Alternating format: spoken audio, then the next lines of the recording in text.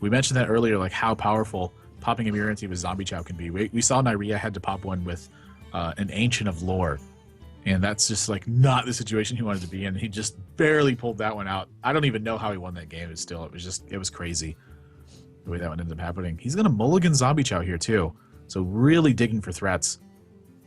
Yeah, I've been listening to Dog stream a lot, and his rationale for just never keeping Zombie Chow in this in the mirror is that you pretty much only want Innervates and Wild Growths in your opening hand, because those are the cards that gonna have the biggest impact in the Druid mirror. A Zombie Chow on turn 1, probably not the most impactful thing in the world, especially when every other Druid minion just has so much health and so much attack. The Zombie Chow will effectively add like it's effectively a 2 damage spell, or it trades for Wrath in the best case scenario. Yeah, just gonna be hero powers, basically from both sides. Turn 1 Shade, I think, is one of those fantastic starts you're looking for, especially when you can follow that with a Coin Shade. Coin really making a big difference, and he picks up second Innervate. Yeah, this is beginning to look really bad for 6-0. Outside of Wild Growth starts, these are pretty much the best starts you can get as Druid, especially in the Druid mirror, where tempo is pretty much everything. The claw gets down. That's kind of annoying. Yeah, I mean, it's kind of annoying, but I don't think you're really too worried about it when you have 2 growing shades. And you also have a Sludge Belcher to help fight against this Druid of the Claw too.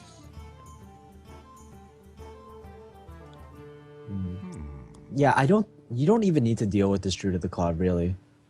Just let them grow, and at some point in the future, you will draw Force of Nature and Savage Roar, and you can just win right off the bat there.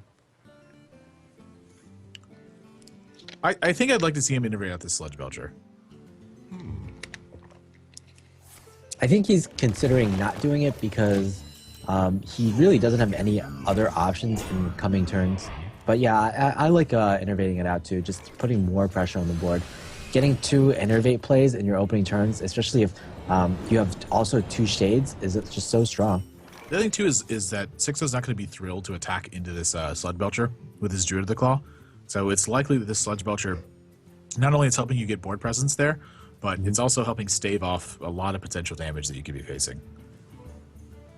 And again, with the Shades down, just basically all he needs to do is extend the game duration. The longer the game goes, I think the better chance he has to win. Could this just be a Savage Roar turn? It definitely could be, but I think I'd like to see him save it still.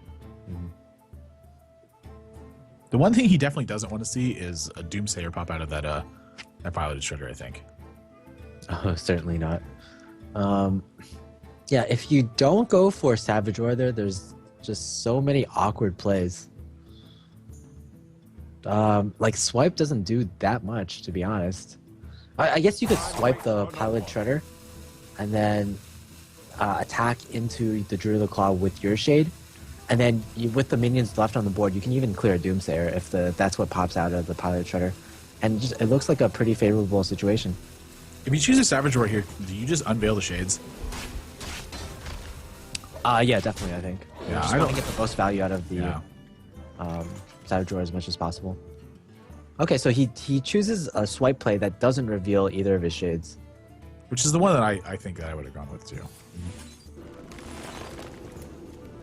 So there's not much choice. He needs to dig with this Wrath. Love to find something. Back-to-back Keepers of the Grove. So no play here from 6-0. Yeah, just maybe this is what he means by like random decks where he has both a Ragnaros and a Dr. Boom. But I have to say, like, these decks aren't as random as I had expected them to be. I was expecting like I don't know, like what's a card that nobody uses? Like double piloted Sky Golem and Druid with double with Sylvanas and Karin and just all many 6-drops. I don't know. Well, everything we've seen right now is so standard. Well, right now it's sort of Ragnaros is a little bit. I feel like it's a little out of place in Druid right now, but we haven't seen the whole deck yet. So I think if for 6-0's sake, I'm gonna hope we don't see the entire deck. So Savage Roar is just gonna be play here, and it's gonna fetch a Direwolf Alpha. So it's no good right now. Yeah, I mean, he's just going to start unveiling Shades and going for face. And that is a ton of damage that was just put through. 6-0's already in combo range. He did see a Savage Roar, though, so I think he's pretty happy with that. Draws Wild Growth on turn 6, which is probably the worst possible turn to draw it, I imagine. Yeah, yeah, definitely. Turn 6, turn 7, definitely not where you want to Wild Growth. You can just but actually, pain.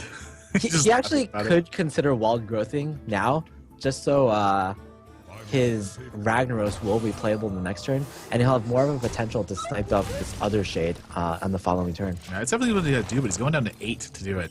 And so he's just falling so low, he's just going to be in Force of Nature range pretty soon. Oh my gosh, Sylvanas gets drawn. Yes, Sylvanas will just shut out Ragnaros. Just right on time, just why not? 6 more damage to face. He's down to 8, and Force of Nature is not going to help him climb back into this one, and I got to believe that this deal is sealed right now.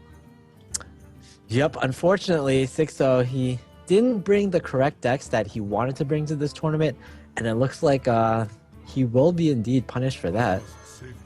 Yeah, Ragnaros doesn't really strike me as a 6-0 kind of card. 8 mana is just... I don't think I've ever seen him play an 8 mana minion before this. I have seen him play it on stream, so it might just be like one of the cards that he just randomly plays on stream, but he doesn't really bring to tournaments. Yeah, that's going to do it. Lothar's going to 3-0 6-0 now. And man, have we been seeing 3-0s today. They are just crashing through. This is probably the biggest blowout game I think that we've seen all tournament.